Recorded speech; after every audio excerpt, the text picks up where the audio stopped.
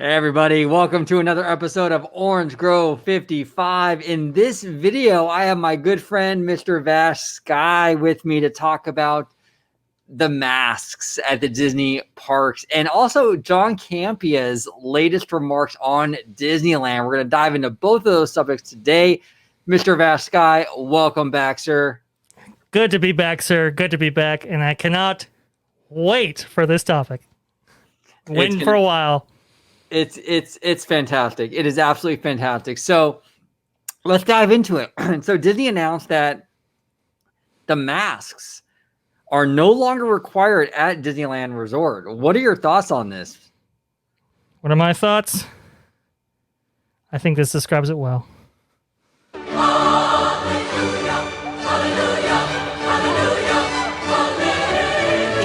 Thanks. Whoo! Yeah, baby. Yes, these things are out of here. Yeah. I love it. I am so thankful that this happened. I cannot tell you how excited I am, how exciting it is, how much people of all walks of life have been looking forward to this. This has been a great barrier to entry for many people considering a Disney vacation, whether it be Walt Disney World or Disneyland. And now, on the same day that out-of-state tourists can go, the masks are gone. Yes, it's fantastic. And not only masks, but also the social distancing. Disney has already I've seen pictures now coming out of Disneyland Resort that they're removing the social distancing markers around the resort. I'm assuming the plexiglass will also be removed. And I mean, this is a huge deal for the next step, post-pandemic. Absolutely huge. And honestly, a lot of these things had to take place simultaneously. Now that I believe the Themed Entertainment Association or the kind of theme park association has been negotiating with the state in terms of like, hey, what the new mandates should be, what they shouldn't be. And I think they pushed back on masks quite heavily. And for Disneyland, that's really important. Here's why. They don't have relaxation stations. They don't have even the ability to have relaxation stations. And if you want to bump up capacity at Disneyland, you're going to have to get rid of masks for no other reason than dining areas. Disney dining areas are just simply not going to be compatible with having a lot of guests in the park. They have tables and chairs strewn out everywhere in Disneyland, and in a lot of places where it's like, wow, that's not going to fly when this place goes up to 40,000, 50,000, and so on. They really had to get rid of masks. I think it was a really, really big deal that they were able to get that approved. And I think people are really thankful, especially with this new heat wave. I mean, in your area, it's going to be like 100 degrees this week, right? Oh, it's excruciatingly hot right now. I mean, I woke up really early today. I always wake up early. I'm like a 6 a.m. kind of guy. Mm-hmm. But I went outside bright and early for my usual morning walk. And 6:30, 7 o'clock, it was hot already. It was like already pushing like 75, 80 degrees. Ridiculous. Absolutely ridiculous. And that's just not what you want. That's it's a barrier to entry to a lot of people, and it really takes down and brings down the guest experience when you have no reprieve. So I was hoping for really just kind of outdoor. I thought that was a decent compromise if you were going to go down this path, but to get it completely expunged for vaccinated individuals, of course, this is a huge win for the Disneyland Resort. This is profound. It just wasn't going to work. You needed the requirement for designated dining areas was going to just exceed demand. Exceed supply. It just wasn't going to be there. I think you would have had a lot of restaurants overrun as a result and so forth. It just creates a lot of operational complications. And without this is huge. But there's some other things that were really big too. Like you said, social distancing, right? 6 feet. Again, they weren't allowed to use indoor queues and had to do 6 feet. At Disneyland, I mean, that is creating all kinds of chaos. Because of those measures, Pirates of the Caribbean's queue would go all the way back to past Mark Twain's dock. Oh, I can vouch for this. We wanted to ride it a couple of weeks ago when we were at the resort. Mm-hmm. The line was so insanely I mean, it was so bad. Yeah. I mean, you wouldn't believe it. It created more crowding in that area than necessary. Oh yeah, and honestly, it's not really the length of line. I mean, when you kind of factor it all in, maybe 45 minutes to an hour. But when you have an hour's worth of Pirates of the Caribbean queue, which does 2,000 people an hour, in terms of capacity, and you have that line stretching out all over New Orleans Square, the operational headaches that creates, not just for guests, but for management, is just devastating, especially for a small area like New Orleans Square. I mean, Disneyland this really hit them hard. There's no way about it. Disney California Adventure, a lot of those queues are outdoors already.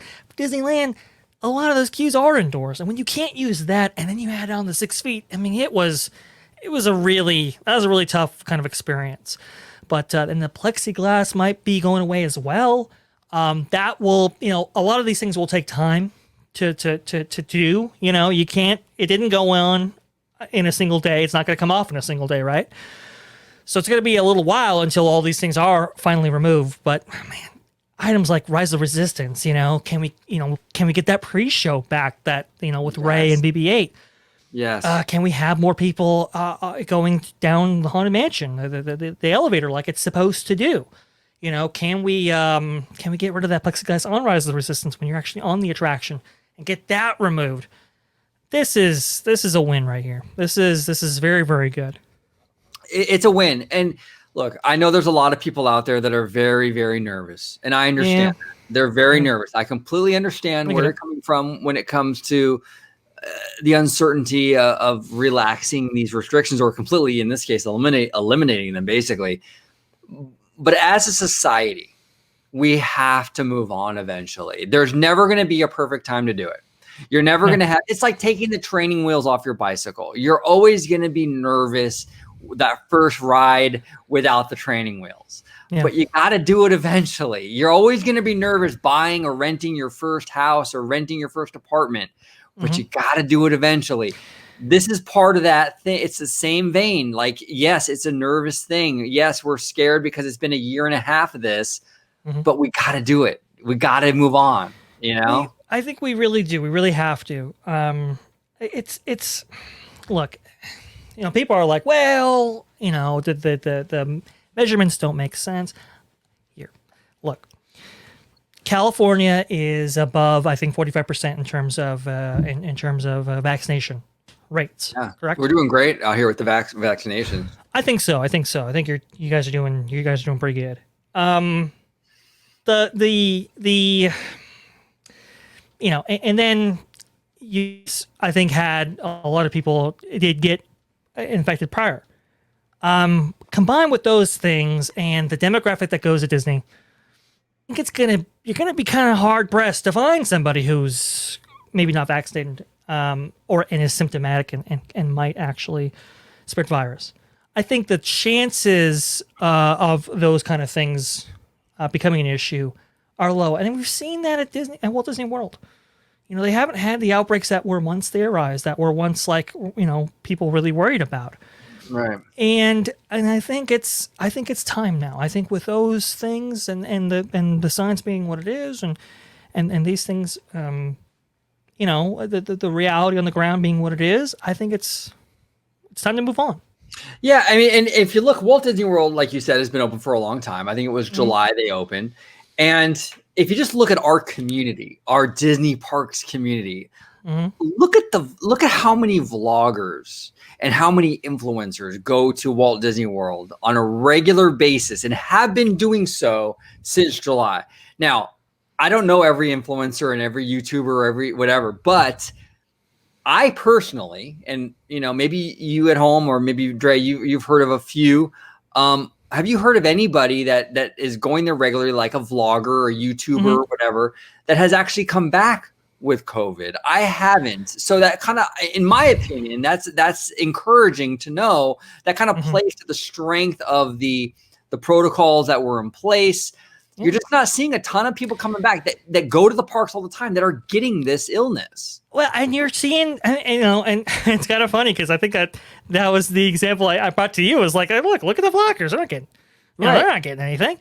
Or at least that we know of, not with Yeah. critical symptoms and so forth. I mean, you have people going, they're booking hotels and stuff. They've been booking hotels since last summer, and it's been staying and have been staying on property and been going to the resorts on a regular basis, and they just are not getting it. I think that speaks to Disney's approach and Disney's philosophy during this whole time. The one notable example I can hear about is I don't know if you've been familiar with Cheesy Pop. I love Cheesy Pop. Shout out Cheesy to Cheesy Pop. Max Vogelick, baby. Oh, he's awesome. He's awesome. I met him. Good stuff. He's a good guy.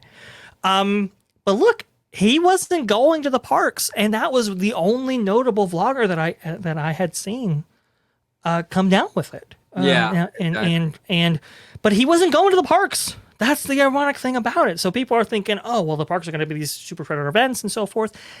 That just didn't materialize with him. Now, I'm not saying that's going to be an experience if you go, and of course, we're not doctors or anything like that.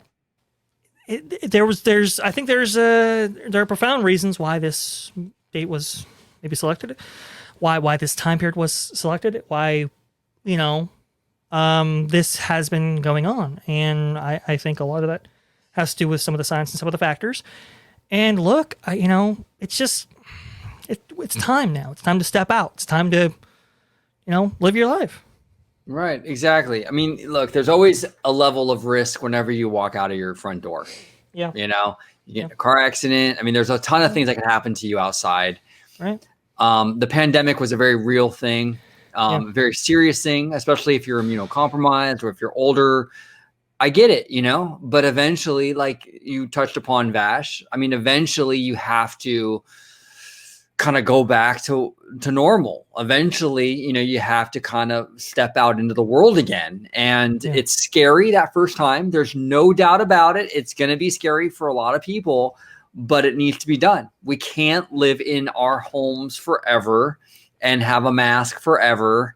There has to be some exit out of this. And this is the beginning of that. Yeah. And look, if you want to wear a mask, totally fine. Totally cool. You can keep doing that. And for, unvaccinated people, that is the guidance, right? I mean, if you feel comfortable with it, no problems with you. No issues. But for the people who, the other side of this were people who were immunocompromised, who were sensitive to bacteria buildup in masks, who literally could not wear them because of some medical condition that maybe is not recognized by you or I. There is another side of this, and for those people, there's a godsend. Right. Exactly. So I think this is a good thing. It's a step in normalcy, a huge step to normalcy between the masks, the social distancing. Things are finally coming into place. People are getting vaccinated. Like you said, what was it, 40% in California? I mean, so. Yeah. And we got confirmation of a lot of other things too in the last couple of days, right? June 17th is going to have a lot more dining that we have been talking about, on various shows on your platform. Dining has become kind of a huge concern. A lot of that's coming back on June 17th. The Alien Pizza Planet, what is it, Rancho del Zocalo. A lot of these eateries that were previously closed are coming back. Hungry Bear just got a confirmation date. That's coming back, I think in July. So, and then Toy Story parking lot, that's coming back. And hey, if you're not wanting to walk that tram route, which I hope trams are coming back soon as well, but if you're not wanting to walk that tram route, hey, Toy Story lot right over there, that's going to be back with buses. And that's one of the venues where masks are still required. No exceptions, which is a lot more doable than having to traverse a theme park all day in 100-degree weather and so forth. So we're getting back here. I mean, as the saying goes, nature's healing. I think it's what we're seeing with Disneyland Resort, and it's good. Yeah, it is good. It's a positive thing for everybody. And like Vash touched upon, if you don't feel comfortable not wearing a mask, by all means, wear a mask. There's nothing wrong with that. You can wear the mask. And the social distancing is up to you as well. You can decide how far you want to stand between the guy or gal in front of you, or that none of that changes. You can take those steps on your own. The mask, how far you stand to the person in front of you and what have you, none of that changes. You're not obligated to stand closer if you don't want to. Mm-hmm. So that's good. So, But hey, I will qualify here. Let's see. If you get a vaccine, the vaccines are effective. You're immune. And so act immune. There you go. Act immune, baby. Come on. Act immune. Let's go. Let's get it. I like that sounder. Okay. But hey, some people didn't quite have a great experience, and that leads us to Campea. Is that correct? That is correct. Let's pivot now. Let's pivot to John Campea, who actually I am a fan of. I watch the John Campea show every week. I mean, I don't watch every episode, but I do watch him very regularly. For those of you not familiar with Mr. Campea, he is I would call him a Hollywood insider. He's done a lot of reporting over the years. He was with AMC for a while, which bled into Collider. He was huge on Collider, and he kind of branched off Collider and did his own thing, and now he's doing the John Campea show. So I'm a fan of Campea. I enjoy his coverage. The guy knows his stuff. He does.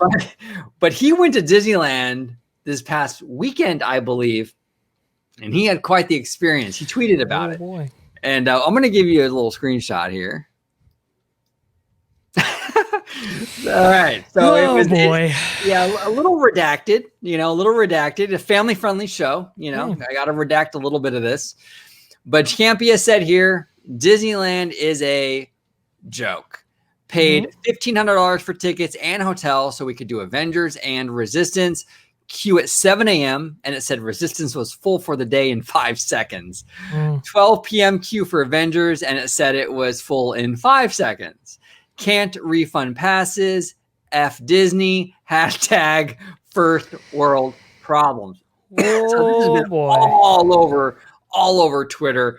And again, I am a big fan of Campea. I like and respect Campea quite a bit, but I don't know if I completely I'm not on board with this 100%. Dre, what are your thoughts on this tweet? Listen, let's start with the substance of what he's saying, because I think we have different takes on the substance versus how it was delivered, right? Right. Substance wise, I am sympathetic to the argument that he's forwarding here, and honestly, I can agree with him in some respects. Look, we've touched on it before. The Disneyland experience for the guests has become extremely complicated. Yeah. Right? Very, very complicated, and is very beneficial to the super informed and the super fan.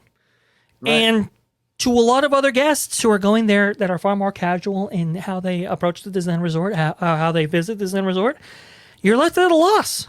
You're left out in a lot of ways. Look, I overheard a conversation relayed to me from somebody who did go in the parks, and it was like, "Hey, look, how do you order food? How do I get food?" That guy who doesn't know that you have to make a mobile order and all those kind of steps, that guy's going to be screwed in a lot of different areas of his day if he doesn't know that basic concept, right? It's some of these things, I will say, are not in Disney's full control. A lot of these were hampered by some of those restrictions that we had talked about being lifted in the previous segment. A lot of those were just mandated by the state that they had to do certain things in order to facilitate the Disneyland operation during this time period. And we're hoping that a lot of that changes with today onward, right? June 15th. But let's be fair here. Some of these things they did it themselves. Some of these things they may have made overly complicated. And the description I use is, hey, you were kneecapped before, and now you've taken, everything that you've had and have kneecapped yourself even further, right?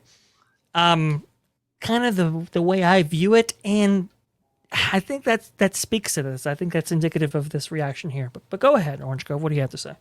Yeah, here's the thing. It's kind of funny. In terms of substance, I completely understand where Campea is coming from too, in terms of the frustration. Yeah. Because I actually went through almost like to the letter, the exact situation that he had. He stayed at the Grand Cali. He talked about the hotel. I was at the same hotel on Memorial Day weekend. I had almost the exact same experience. At that time, Avengers wasn't opened yet, Avengers Campus. So I was just going for the Rise of the Resistance boarding passes because my girlfriend has never been on it before. So we were really trying to get those Resistance boarding passes. I woke up at the hotel bright and early, 7 a.m. to get those passes. And like Mr. Campia alluded to, the same thing happened to me. Within 5 seconds, they were gone. Yeah. Was I disappointed? 100%.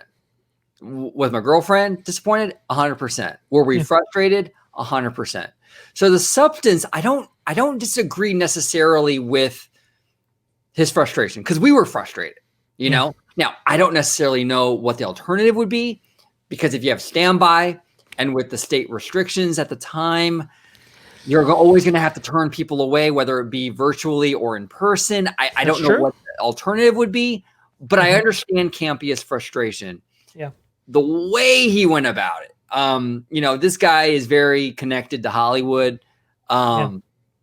He's got sources within Disney. He talks about it all the time. Yeah. This tweet's a little cringy, a little embarrassing. I mean, if you have friends within the company with the F Disney stuff, it's a little bit, I think he would have been better served to have a more constructive, professional tweet. I think that he would have went farther with the criticism than he did with this. I don't know. I think he's kind of he's got a huge audience, and if he would have came out with a more professional tweet, I think it would have gained traction, and I think that maybe Disney would have addressed it. This kind of puts him on the ropes a little bit because he's kind of attacking them. Yeah. I don't know. I don't know. And this is why, I mean, he had to have known this going into it, right? He had to have known that, I mean, I don't want to call it access journalism, but, there are certain benefits that come along with maybe being careful about your wording when it comes to criticizing the Disney company, right? Is that fair? Okay. Fair, totally fair. Absolutely.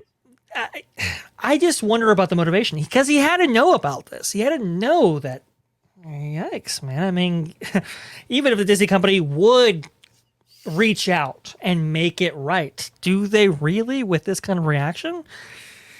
I don't know. I mean, this is, I just, like you said, I mean, I know maybe it was an act in frustration. Maybe he just couldn't think clearly at the time because he was so frustrated. And I understand that. I get that. But this one's very interesting in that regard. Yeah. And look, I had a situation, not the same exact situation. I mean, I did have the same exact situation with this, but I didn't complain about it, but I had a different situation at my hotel.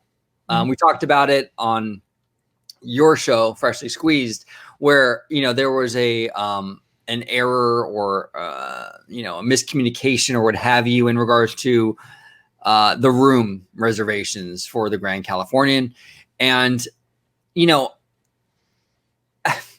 if I would have came at it like this, and dropped all these cuss words and was screaming at the person at the other side of the counter, I probably wouldn't have had a very successful outcome. I mean, people don't usually respond to that. But I didn't. I was frustrated, just like Campia was, that they messed up my reservation, but I didn't disrespect the cast member. I didn't yell at anybody. I wanted to get my situation fixed, and they did. They fixed it, and they actually came through even more so because they upgraded my room, and they were very accommodating. I just think sometimes when it comes to this kind of stuff, especially in Campia's position, I mean, look, I got a very small amount of subscribers. Campia is huge. He's massive. If you would have approached it with a little more, professionalism, in my opinion, I think he would have probably had a better outcome. I think Disney might have reached out and said, "Hey, look, we're really sorry for the situation. We'll give you boarding passes for this day. Come back. We want you here. We want you to experience these attractions." I just think that because he came in with such fire and the vulgarity, I don't see how Disney can even respond now, because it's like you see a Disney representative commenting to this and be like, "We're sorry, Mr. Campy." I mean, after all the F-bombs, it's really hard now to even respond to it. You know, that's true. And honestly, he could have. Look, I mean, and yeah, maybe boarding passes could have been given out, but honestly, you could have leveraged your influence in a way that maybe created a solution. What if John Campea had somebody reach out to him and say, "Hey, you know what? You had a bad experience. How can we improve this going forward?" And honestly, that's who we need right now. We don't need somebody spouting off on Twitter. We need somebody in the guest's corner attempting to make these things better for all of us collectively. Right. It just, I think it would have been more beneficial to go about it that way. Look, he's got to get the clicks, and that's good. Yeah, I mean, look, this guy, he's got what, 47 retweets. I mean, 40 quote retweets, 822 likes. I mean, the dude's killing it on Twitter. No, he is. And this prompted a lot of discussion with people on here. I mean, people were very much divided. So people said, "Oh, you should have done your research. You should have done that. You should have done this." And I'm sympathetic to that as well. Like, okay, if you want to guarantee have the best experience, then yeah, I think a little bit of research could help in that regard. I remember back in the day, kind of, up bright and early every single morning, reading the Mice Chat updates that would come out in the Mondays and stuff like that, and Mouse Planet and stuff, and getting all the details. And okay, here's the changes. Here's what you need to know. Here's how it might affect your trip, and so forth. Jesus, man. I mean, the operation at Disneyland Resort these last few weeks, I mean, it changes substantially from day to day, substantially. And man, if you are not in the know, you're going to be at a big loss. And when you're throwing down that amount of cash, it's going to be in your best interest to do at least a little bit there. So I can kind of go along with that, but at the same time, it's like, Jesus, do you really need like a kind of a thesaurus and get hours of vlogger time and research and multiple websites and Twitter and maybe a Disney expert on the side to get everything you need to know when going to Disneyland Resort? I mean, this is crazy. This is nuts. The amount of research that it takes to even, not even just get ahead, but just to have a fun day. It's crazy right now. It is. Yeah. And we touched upon it, and I'm old school. I will admit, I am completely old school. Like if it was up to me, I wouldn't have any of these reservation systems. It would just be the way it was before. If you're hungry, you walk up and you wait in line. If you want to ride Rise of the Resistance, you walk up and you wait in line. That's the old school way I used to do it, and that's the way I prefer it. I mean, I'll adjust, I'll accommodate, because I have to. But I would prefer it not to be this way. But this is the world we live in now. This is what Disney wants to do. Is it frustrating? Yeah. I mean, we talked about it. It is frustrating. It's frustrating that I have to plan out what I want to eat in 5 hours. And this, I agree. This is the way they're going. I would argue that the West Coast fan base is much more casual than the East Coasters. They don't set schedules and regiment their day in quite the same way that Disneylanders do or don't do or so forth. But this is why when we were talking to Rudio in discussion we had with him about Adventures Campus, this is why we brought up the fact that Ken Potrock was there.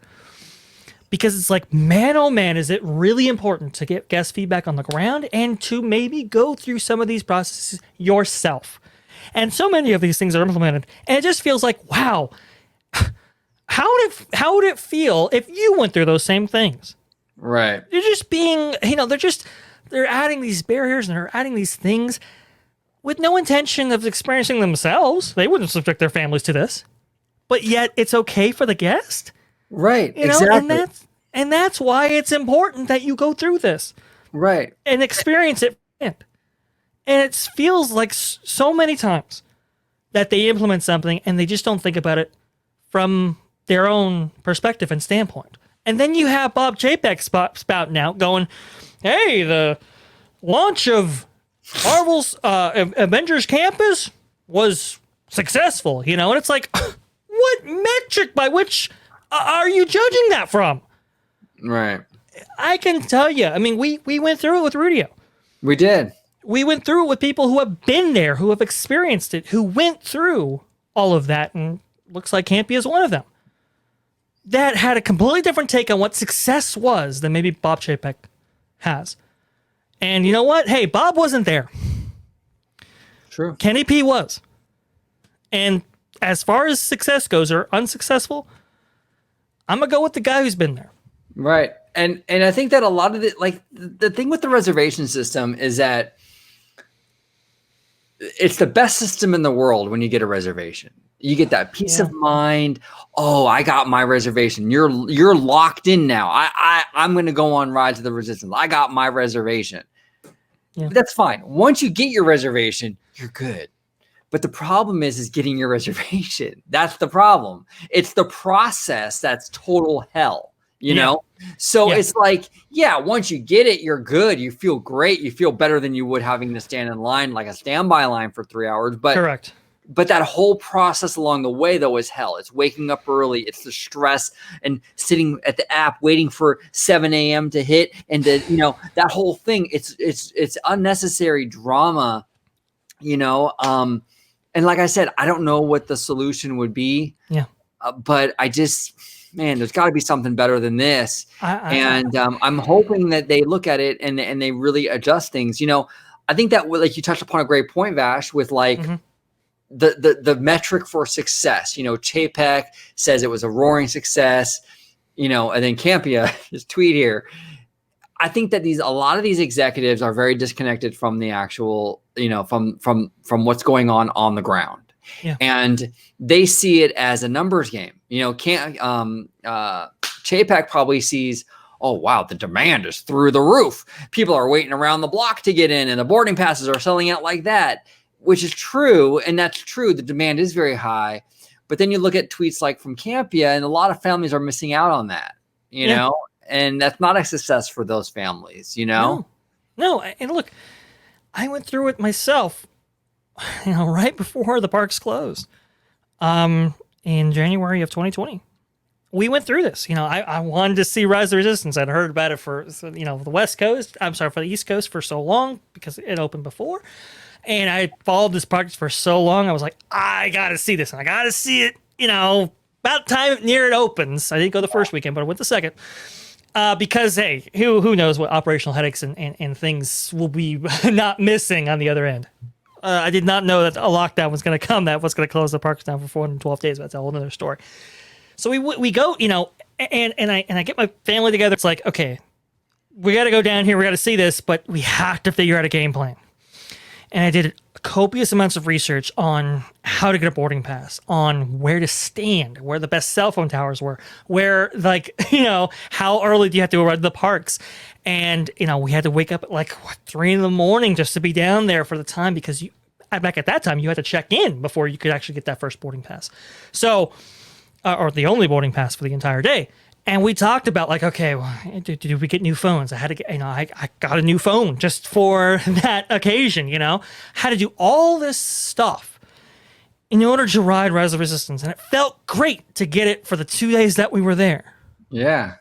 But at the same time, it's like, Jesus, man, you should not have to do this.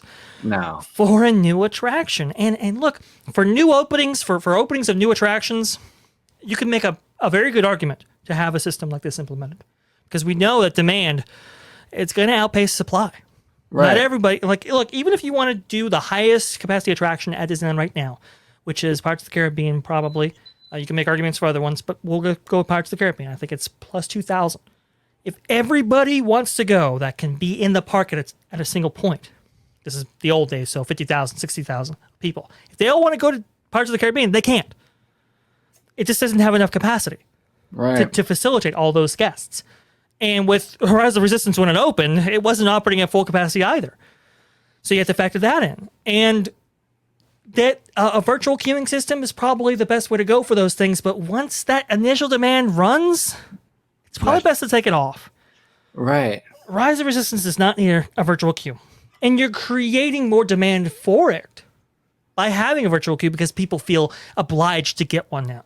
Right. Even if they don't go on it, like we mentioned, like we touched upon in a video on your show, Yes. you know, adding Indiana Jones to that virtual queue. Now people are just going to get it just in case they want to ride it, you know?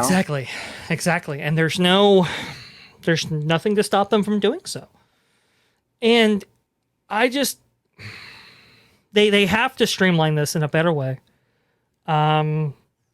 You know, they talk about equity, they talk about inclusion, and it's like, wow, this is a very exclusionary practice, Disney, that you're implementing here. There has to be a better way to do this, and if you're going to have a virtual queuing system, I mean, a lot of people wanted a virtual queuing system to get into the land that they didn't implement. So it's fine for people to wait hours and hours and hours just to get into the land, but not okay for people to wait for, you know, Spider-Man once they get in there. Listen, look at Velocicoaster's opening. Far better. And part of that was the soft opening period that they had. Disney had learned the lessons of opening a land like Avengers Campus. You know, they had like a soft opening period for Star Wars Galaxy's Edge that was a lottery-based system. And in that way, it was, hey, you get 4 hours in the land, do everything that you want, and you get access to Millennium Falcon Smuggler's Run when you get in there. There wasn't a separate queue that you had to enter into to get access to Millennium Falcon Smuggler's Run. And people could ride as many times as they want. And the opening of Star Wars Galaxy's Edge was far better.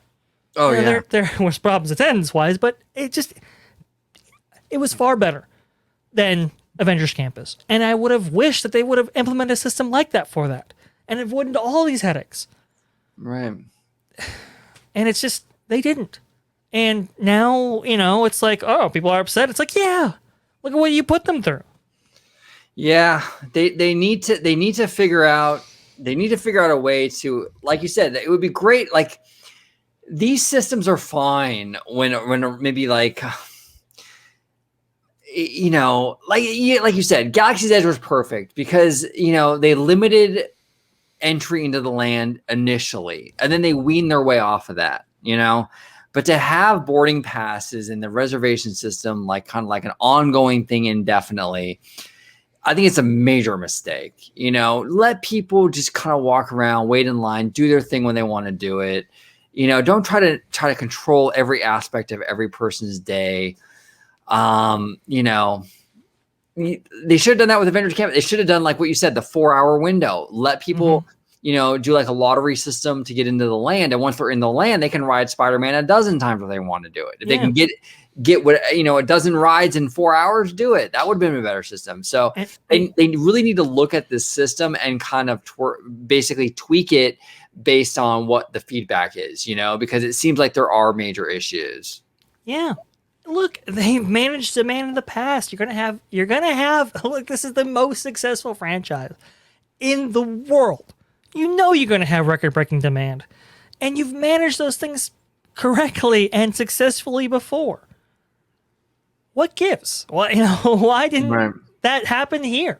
Especially now, during this period of time when everything is so limited and capacity restricted and so forth. I don't agree with Campio's language, but I understand the argument. I'm sympathetic. Yeah, no, I completely agree with you on that. I think that I understand his frustration, and I went through like literally almost to the letter the exact same situation, down to the same hotel that we were staying at. I mean, it was almost verbatim what I went through in terms of getting Rise of the Resistance boarding passes. I get that. I was frustrated, you know, I was frustrated. The language, the tactic he used, I think it was frustrating because I think that he would have made, like you said, he could have spoken for the fans more effectively had he done it in a more professional way and, you know, publicly more professional, and then use his contacts as a way to like influence the decision. I mean, to influence the policy. Campia knows a lot of people within Disney, obviously. Okay. The guy's got sources. He talks about it all the time. Utilize those sources to implement change, to better affect the system. F Disney, F this, F that, F this, F that. you're not going to get anywhere. Disney's not going to give compu tickets now. Why would they? I mean, he's lucky to even get to the next screening of their next film, let alone get comp tickets now. He's completely like, shit the bed with that. Yeah. It's like, if you would have been a little more, oh man, like professional or just not vile and vulgar, I think he would have made a lot more headway with it, Listen, folks, we're not asking him to be dishonest. Right. We're not asking him to water down his opinion per se. No. But there's a way to deliver it. Right. Exactly. And honestly, it could have been beneficial for all of us had he delivered it correctly. Right. And it's just, it's unfortunate. It really is. Look, yeah. I've played the standard before, but I think it's, never been more apt. We've made mistakes. I have made mistakes, but we own them. It's true. Own them.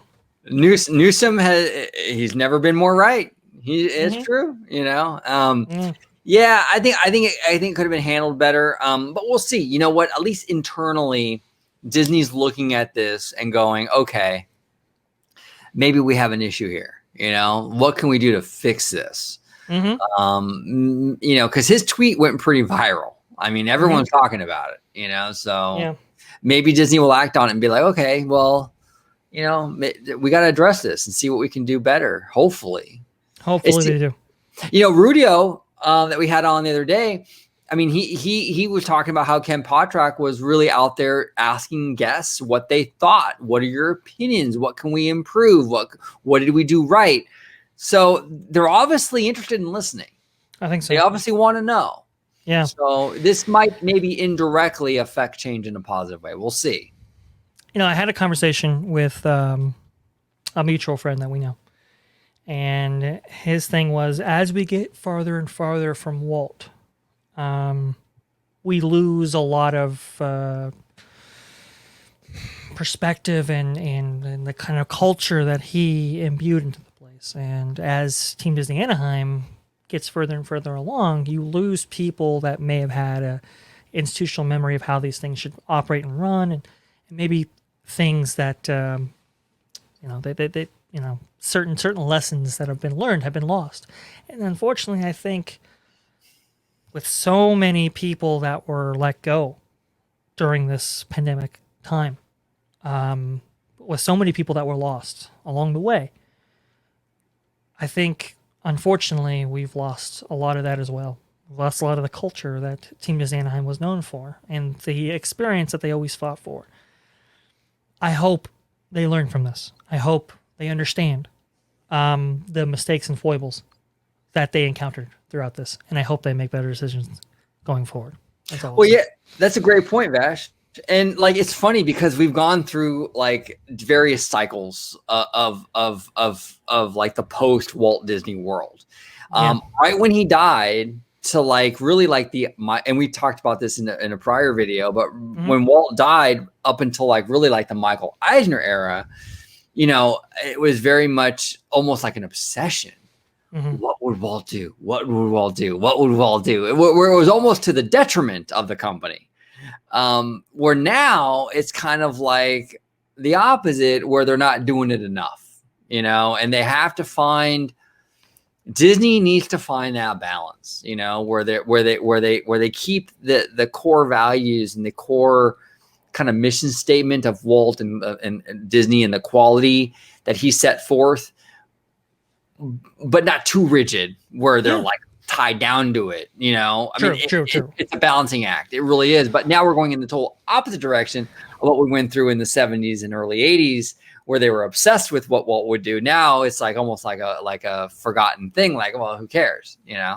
And as you have record demand, as you have record attendance, as you open up new things that bring people to your park, you got to start thinking about that guest experience and getting those people to come back, because that's going to be important. And look, you can burn bridges now, but there's going to be a point at which that's not going to be beneficial. And I think we've seen Campia here. We've seen a lot of people's reactions to Avengers Campus and that opening and how they've managed this whole thing. And we've seen a lot of people get turned off. Yeah. It's short-term gains, long-term losses. It's very much the case. That's very much the case. And no company, and I said this in relation to something. It was different circumstances, but it was in regards to the shutdowns. And I made a video a long time ago. It was like a year ago now, I think, where I was saying that no company is invincible. Yeah. You have a company like Sears that was around for 100+ years. I mean, in the 80s, the Sears catalog was like the end all be all. Yeah. Who would have thought, 35, 40 years later, Sears wouldn't even exist anymore. Disney can't get to the point where they're so complacent that they think they're invincible. Absolutely. Because they're not. No company is invincible. And eventually, if you keep disappointing your customers and you keep, bad decisions and what have you, eventually it catches up to you. And, I don't want to see a day where Disney is another Sears. I don't want to see that day. I want this company to go on. Yeah. And look, this has been a kind of an issue for a while, but I think it's really kind of popped up a lot recently. They have a management structure that unfortunately has a lot of turnover, and you lose institutional memory with that, obviously, but also too, you have a lot of people making short-term decisions to make themselves look good on that quarterly earnings report and stuff like that, and then as soon as the offer arises, they get that that office at Nike or the Gap or somewhere like that. Right. And they kind of move up and out, and the consequences of those decisions that were made before, they simply aren't going to be around to feel them later. Right. I hope we get out of that. I hope we have a little bit of a we increase that retention. We have managers who feel invested, who feel like, hey, this is a brand that's worth keeping around. This is something that we have to kind of protect. This is, we have to think about the long-term implications of decisions that we make, those kind of things. Hopefully that is the case. I have a question for you, Vash. I just want to kind of throw an idea out at you and see what you think of it. I don't even know if they can legally do this or not. I'm not really sure. But the Disney company as a whole has seen major success when it comes to almost like a co-owner, co-partnership in regards to running the company. From the founding with Walt and Roy, that push-pull. You had Walt Disney, who was very much the creative, and you had Roy Disney, his brother, who was very much the business guy. And that push-pull relationship, I think, at the end of the day, really made Disney what it is. True. You even saw that again, kind of with like the Michael Eisner and the Frank Wells era. Those two men, the dynamic with those two men worked really well in those early Michael Eisner years.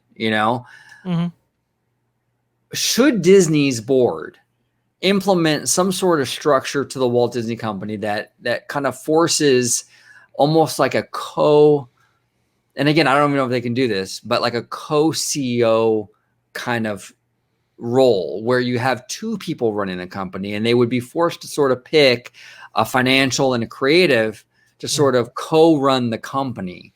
Because I just think that just seems historically the best. We get the best results when we have that push-pull. Could they do that even? Would you support that? Well, usually that's accomplished by a president or chairman position. So, you how the titles go, CEO and chairman, a lot of times those are split up because it is so much for a person, one person to manage all. So I would be open to a yin and yang kind of position where, like a president or a chairman is brought in to kind of be that balancing force when it comes to a lot of these decisions going forward.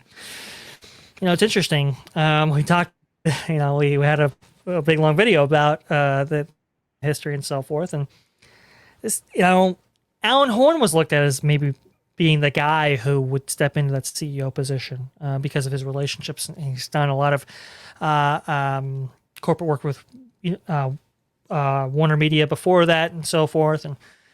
But, I do feel you need some other kind of voice in the room to say, hey, wait a minute, let's not go crazy with this. Like, Right. yeah, like obviously we want to increase the guest spend, but Jesus, I mean, the guest experience is also important as well, and Right. getting people back is important. So let's not go insane with this kind of stuff. That a lot of what I'm hearing maybe alludes to them going a little bit overboard, but we'll see how that all plays out.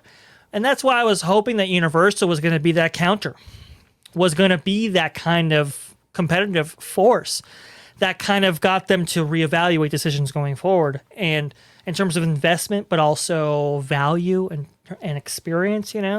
Universal has a lot of good mix of those things going on right now, and I was hoping that Universal would be that competitive force to kind of realign the stars, so to speak. And I don't know, it's like they're oblivious to everything that other companies are doing. It's crazy.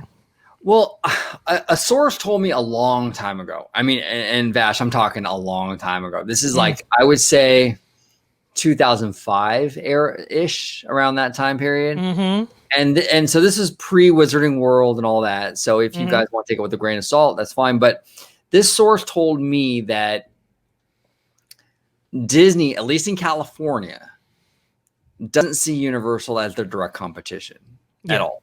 They see resort destinations more like Las Vegas, their direct competition. They really kind of look over Universal, and they're looking at other things as their competition in California. In Orlando, it's a completely different beast. Correct. It's different, I'm sure. But in Anaheim, they really don't take Universal that seriously, from at least back from what this source told me back in 2005. Now, the situation might have changed dramatically because a lot has changed since then. A lot, yeah. But then they really weren't considering Universal to be a big player in this. They weren't really worried about them at all. Yeah, I mean, I would echo that as well. I would say that is consistent with the philosophy when it comes to Design Resort. Everybody's number two. Some people are farther down more than others, but everybody's number two when it comes to that. And yeah, I would agree. Unless Universal makes a big play out in Anaheim, they're just not going to be that competition for Disney out in Southern California. And I think that's kind of unfortunate, because some of those decisions that were made, like during the 80s and stuff like that, it was made with they were competitive with like a Magic Mountain and a Universal and a Knott's and stuff like that. They were very competitive with some of the other attractions out there. And that's one of the reasons why the price was so low at that time, because of that competition that they experienced at that time. And then when investment started to be imbued in the parks, and it just became a completely different animal out in Southern California. But I was hoping that whatever competitive practices that were going on in Orlando would reverberate to Disneyland operation in the best of ways. Hasn't really materialized in the way that maybe we had hoped would happen. Yeah. One of my biggest thing, and this is kind of like one of these days, Vash, I want to have you on. I want to talk about Universal, because actually there was some cool Epic Universe stuff that dropped the other day. Interesting. There's a lot to dive in with that whole situation. But one of my big things, one of my big desires for Universal in California, look, Comcast is obviously very serious about the Universal theme parks, which is great. Absolutely. But they're really, their hands are so tied when it comes to the land that they have in Hollywood. I mean, even more so than Disneyland. I mean, they're on that hill. There's just not a whole lot they can do with it. I've been saying for a long time, and I hope they do this eventually, but we'll see. It's harder now because they've invested so much into that current park now with Wizarding World and stuff. But I would love to see Universal buy a plot of land, even if it's in Canyon Country, Saugus, Valencia, buy 100 acres, build an Islands of Adventure, a resort in California, a true Universal resort, and then leave the Hollywood park a studio tour. Leave it like, maybe they charge $15 or $10 to do the studio tour and to get that Hollywood history, but the theme park experience would be the traditional park they build in Valencia or wherever. That's what I would hope for Universal. I think if that was the case, Disney would take them a lot more seriously. Disney knows, Universal is a one park thing right now, and they always will be if they're stuck on that hill. Yep. They got to get off that. They got to get off that hill, and they got to build a real park like Islands of Adventure. If you build a park like Islands of Adventure out here in California, Disney would crap their pants. Yeah. Yeah. No, we can only dream. Unfortunately, you know, I don't know if anybody's willing to invest heavily in California, especially after what we all went through collectively. Right. I think they're all like, Hey, I'm good. yeah, that Florida's looking really good, fellas. It's got a little bit of that right now. But That's true. No, I mean, look, no question. The Universal operation is hampered in ways that you don't even think about. Their hours are the way they are because, the neighbors get upset. Exactly. From the theme park operation being open. They can't do fireworks because they have neighbors, and there's just so much stuff they just can't do out in California. It's just not the same place, not in the same circumstances. And they've dedicated, I will give them credit, they've dedicated a lot more of the studio space to theme park space. Yeah, they have. They destroyed a lot of those historic sound stages to facilitate more theme park space. So give them credit. They're not adverse to investing and spending money, Not which is at all. great. Yeah. It's good to see, good to hear. Super Nintendo Land's going to be, I think it's going to be really cool, but it's just one of those things. It's just, does Disney really kind of, do they even pause? Do they even, does it even stop their stride when it comes to what Universal's doing? Doesn't seem like it, and that's unfortunate. No, because you have a resort with Disneyland Resort that's a 2-park resort with a shopping district, multiple hotels. Then you have Universal Studios, which is like a half-day park, and it doesn't get Disney nervous enough. If Universal, if Comcast really went on a real mission to get some land, and it wouldn't even take that much. I mean, we're talking, you can build a DCA size park, 75 acres maybe or something, right? But that would just get the ball rolling.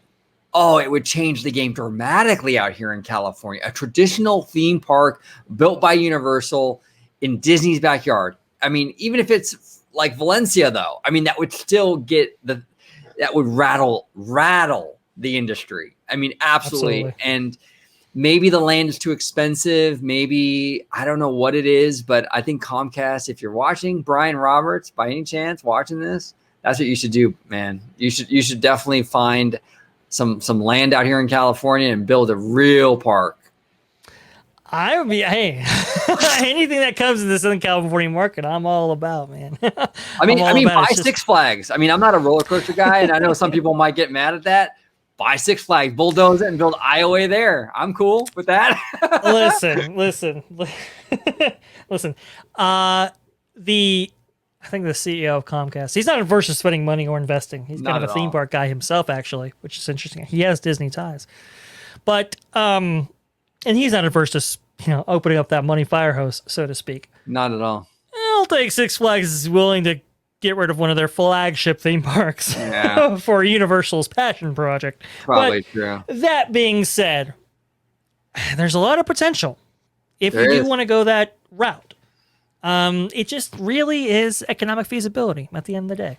Yeah. What is economically feasible to do? Very hard to justify buying more land out in Southern California with the way that things are right now, at least. But I can see them getting serious. They're getting serious out in Hollywood too. They are. That they're at least trying. I'd like to see them. Hey, look, if you're not going to buy land, dedicate more space to it. Like, let's really get some of these some of these places within the Hollywood operation relocated, the studio operation relocated to other parts of their real estate, and go big. Right. That would get Disney's attention. Oh, it Super would. Nintendo was going to get. I think it. That's going to get something. Absolutely, and I think that it will definitely get their attention. I think Wizarding World got their attention, and especially I think from what I understand, I'm not as familiar with Universal as I am with Disney, but the way that Nintendo World is situated in Hollywood, it's not too far from like the Mummy ride, from what I understand. Yeah. I mean, look, the Mummy's been around for a while, but I mean, if the Universal wants to put that Donkey Kong coaster there, I'm not going to shed any tears. Hey, that Donkey Kong coaster might be closer than you think out in Hollywood, at least. I mean, they have some ideas and plans out there. But look, my whole thing is, look, let's take the lower lot and let's get some of those other studio things out. Let's expand the borders. And hey, even if Mummy has to be like just a pathway to get to other bigger and greater things, cool. I'm all about it. Let's go. Let's. If you're gonna do it, let's do it. Let's do it. Yeah, Universal has some great stuff, man. I haven't been. I'll be honest with you. Like, I haven't been to Universal. Man, I mean, let's see. My girlfriend's a Harry Potter fan. She loves Harry Potter. So I took her back in 2016. I think that was the last time we went. But I loved Wizarding World. I've always loved the tram tour. That's like my favorite thing there. It's just a lot of fun. Jurassic Park, well, now Jurassic World. That's a fun ride. Mm-hmm. They got a lot of great stuff over there. I just want to see them expand. I want to see them grow. I want to see them grow because you hear about all the stuff they're doing, and we got to do a Universal show at one point. But you hear about all the great stuff they've done and are doing out in Orlando, and it's like, man, can we get just a little taste of those good things out here? Just a little bit. Yeah, I would welcome it. I'd welcome it for sure. But there are limitations to that operation, and it's really unfortunate because Universal Creative, they got some fun stuff. They're cooking up some fun stuff, and in terms, at least for us, we're waiting for I think Super Nintendo World before going back, and we'll see. Yeah, well, look, we'll definitely do a Universal show. There was some Epic Universe news that dropped recently that I think is interesting in terms of like the makeup of that park and stuff. That's something we definitely got to do. We'll bring maybe George on, Rudio. We'll do that. That'd be fun. That'd be fun. That'd be a lot of fun. Well, thank you, Vash. I appreciate you coming on, buddy. No problem at all, sir. It was my pleasure. This was awesome. This was great thing, and I'm so glad that all these things they came in and now they're gone. So very cool. Happy to be here. Yes. So, sir, let everybody know at home where they can find you on social media. Best place to find me is Vash Guy. It's right down here at Vash Guy on Twitter. Love the engagement. Love people reaching out. It's awesome. Some people, there you go. Some people have already started, and that's great. I love having the conversations. It's awesome. But honestly, the best place to view me in terms of video form is right on your channel, right on Orange Grove 55 with Freshly Squeezed, your source for juicy news and info, squeezed fresh right from the Grove. So those are the two places you can find me. Happy to do it. Awesome. Happy to have you on board, and thank you all for watching. Comment below on everything we talked about today. The removal, the massive step, in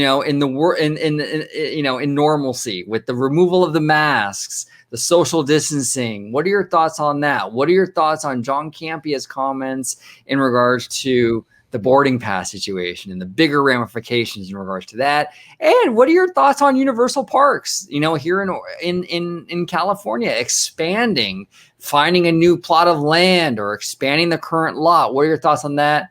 Love to hear from you. And Vash, we will definitely do that Universal video. That's going to be a good one. Absolutely. We'll definitely do it.